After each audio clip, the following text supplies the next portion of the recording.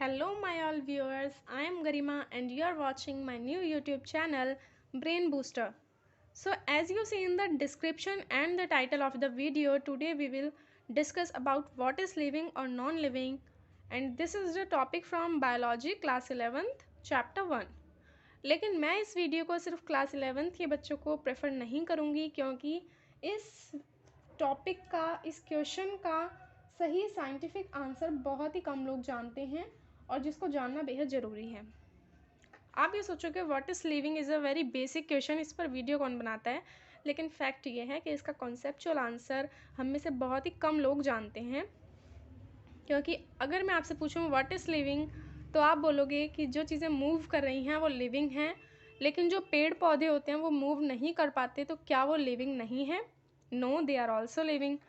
अगर आप फिर से बताएं कि वो चीज़ लिविंग है जो ग्रो कर रही हैं, तो माउंटेन, रिवर भी तो ग्रो करती हैं। वो कुछ सालों बाद, बहुत सालों बाद बढ़ती हुई दिखती हैं, तो क्या वो लिविंग है? No, they are not living. आप फिर से बताएं कि जो चीज़ें रिप्रोड्यूस कर सकती हैं वो लिविंग हैं, लेकिन हमारे पास जो आसपास जो स्ट्रॉयल ह्यूमन कपल होते हैं, जिन्हें बांझ बोलते हैं हिंदी में, और जो म्यूल्स होते हैं जिन्हें खच्चर बोलते हैं, वो रिप्रोड्यूस नहीं कर सकते, वो दूसरों को जन्म नहीं दे सकते, तो क्या वो लिविंग नहीं है? No, they are also living. तो यहाँ पर इस चीज़ का सही आंसर देना बहुत ही डिफ़िकल्ट, बहुत ही कॉम्प्लिकेटेड हो जाता है। तो आज इसीलिए मैं ये वीडियो लेकर आई हूँ, जिससे आप क्रिस्टल क्लियर हो सकें अपने आंसर में। वीडियो को एंड तक देखें, क्योंकि वीडियो के एंड में मैं आपके साथ शेयर करूंगी इस टॉपिक से रिलेटेड कुछ important questions. So without wasting any time, let's get started. See, as I already told you, this is from chapter 1, the living world biology subject. किसी भी सब्जेक्ट के चैप्टर 1 को स्टार्ट करने से पहले उस सब्जेक्ट के बारे में बेसिक नॉलेज होना बहुत ज़रूरी है। बायोलॉजी, आइए देखते हैं बायोलॉजी से जुड़ी कुछ खास बातें। बायोलॉजी जो है वो दो वर्ड से मिलकर बना है, बायो प्लस लॉजी, जिसमें बायो का मतलब होता है लिविंग और लॉजी का मतलब होता है स्टडी। बायोलॉजी में हम सब लिविंग बीइंग की स्टडी करते हैं। फादर ऑफ बायोलॉजी को एरिस्टोटल कहा जाता है। बायोलॉजी की दो मेन ब्रांचेस हैं, जूलॉजी, बॉटनी। जूलॉजी में हम सारे एनिमल्स की स्टडी करते हैं। एनिमल्स में हम भी आते हैं, ह्यूमन बींग्स भी एनिमल में इंक्लूड हैं अकॉर्डिंग टू साइंस। और बॉटनी में हम सारे प्लांट्स की स्टडी करते हैं। यहाँ पर फादर ऑफ बायोलॉजी और फादर ऑफ जूलॉजी एरिस्टोटल को कहा जाता है, लेकिन फादर ऑफ बॉटनी थियोफ्रास्टस को कहा जाता है। ये यहाँ पर एक यूनिक थिंग है which you have to learn. See, topics to be covered in this chapter. इस चैप्टर में हमें जो जो पढ़ना है उसको देख लेते हैं। इंट्रोडक्शन तो बेसिक है।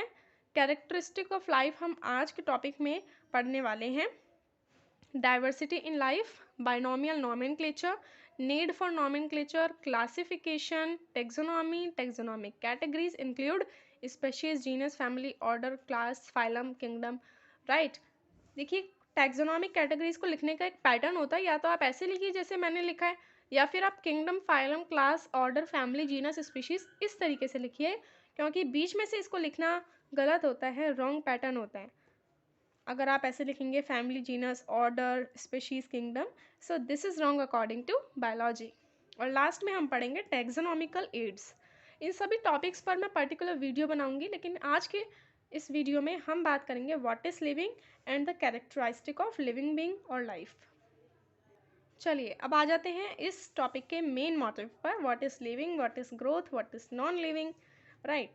वीडियो को एंड तक केयरफुली सुनें और केयरफुली देखें।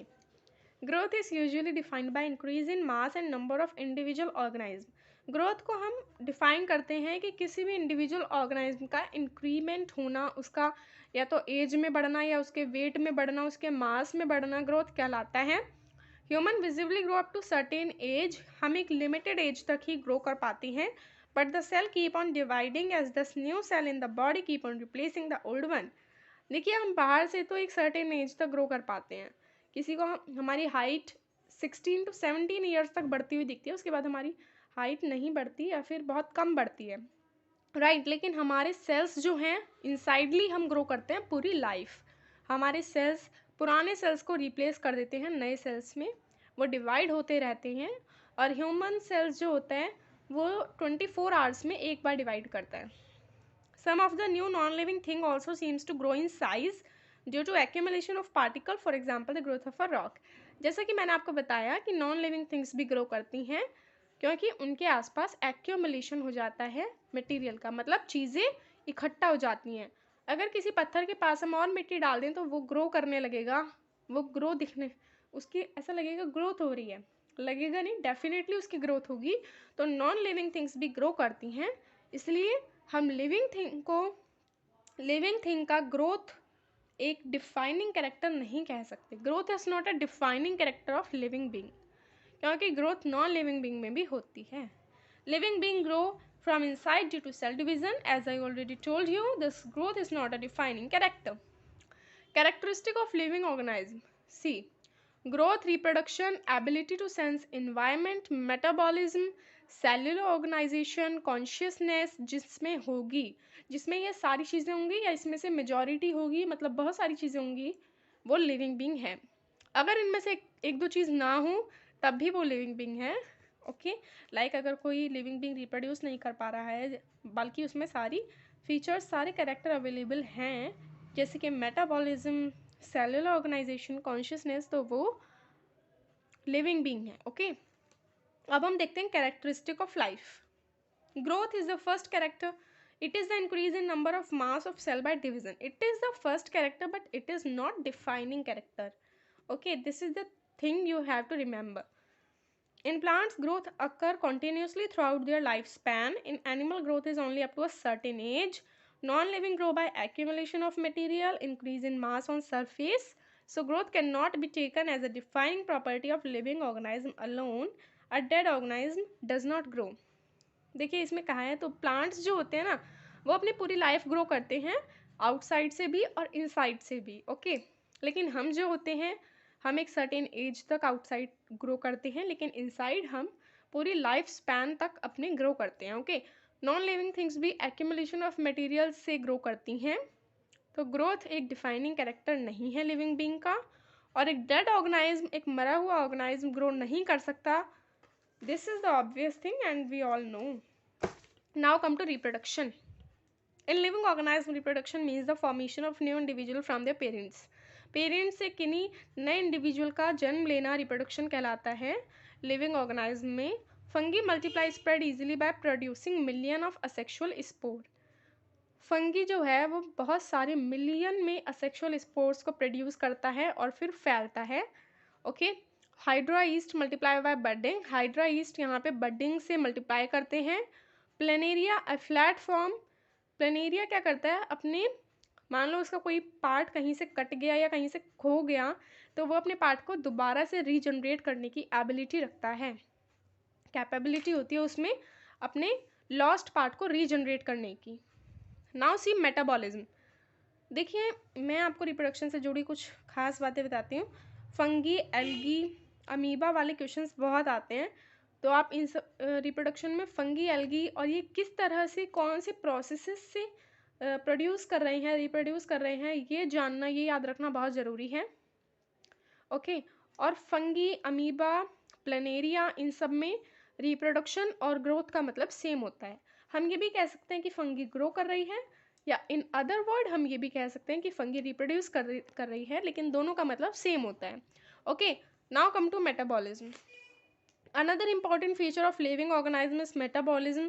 Chemical from the basis of every living organism, and these chemicals belong to the different size function classes that are constantly changing and converting to form other biomolecules. The sum total of the chemical reaction involved in the biological process is collectively termed as metabolism. In short, मैं आपको बताऊं तो हमारी body में जितने भी chemical process हो रहे हैं, जैसे एक्सक्रीशन, डाइजेशन, रेस्पिरेशन, ये सब का समअप, इन सब का जोड़ मेटाबॉलिज्म कहलाता है। मेटाबॉलिज्म की दो प्राइमरी कैटेगरीज होती हैं, एनाबॉलिज्म और catabolism. Anabolism is the synthesisation of any compound such as photosynthesis. किन्हीं कंपाउंड का मिलकर किसी प्रोसेस का बनना एनाबॉलिज्म कहलाता है। और the breakdown of any substance, किसी सब्सटेंस का टूटना, किसी प्रोसेस का टूटना, जैसे कि रेस्पिरेशन, कैटाबॉलिज्म कहलाता है। Now come to response to external stimuli. देखिए यहाँ पर स्टिमुलाई और एबिलिटी टू सेंस इन्वायरमेंट का मतलब सेम है, तो don't be confuse here. One of the complex feature of living thing is the potential to sense the environment or surrounding and response to external stimuli. हमारा complex feature ये है कि हम बाहर के environment को सेंस कर सकते हैं.